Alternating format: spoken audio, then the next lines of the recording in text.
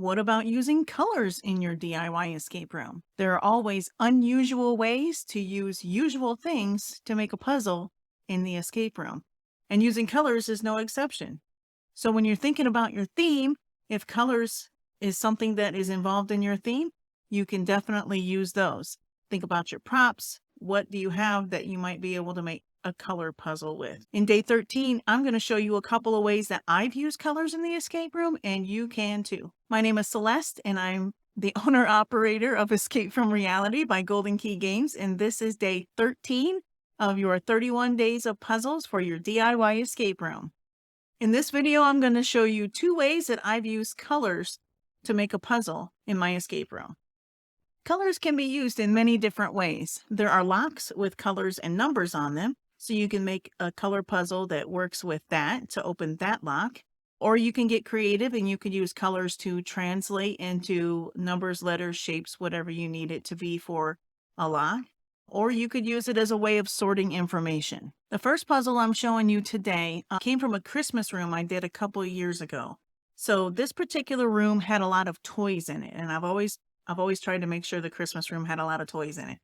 And so when I wanted to make a puzzle with colors, this one I did have a color lock with numbers, and each dial was a different color. There was 4 colors, and then they also had the 0 through 9 on each dial.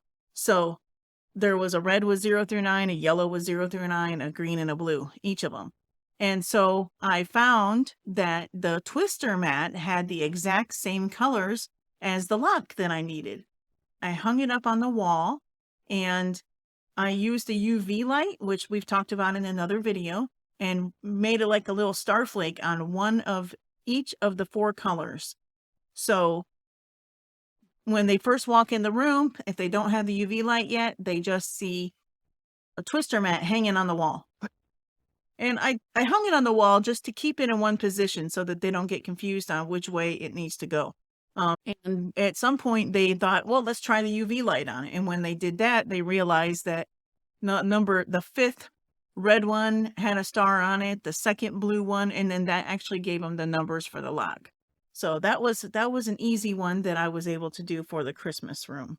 The second example came from a Halloween room I did a couple of years ago. And the theme, my Halloween room is always the theme that it's a party that you have to escape from. It's a Halloween party. And so this particular one, and you can see from the photo, Let's Party is on the wall in different letters. Okay, so the solution to another puzzle spelled out the names of 4 colors. So they might have had to do a translate or something like that, and it gave them 4 colors.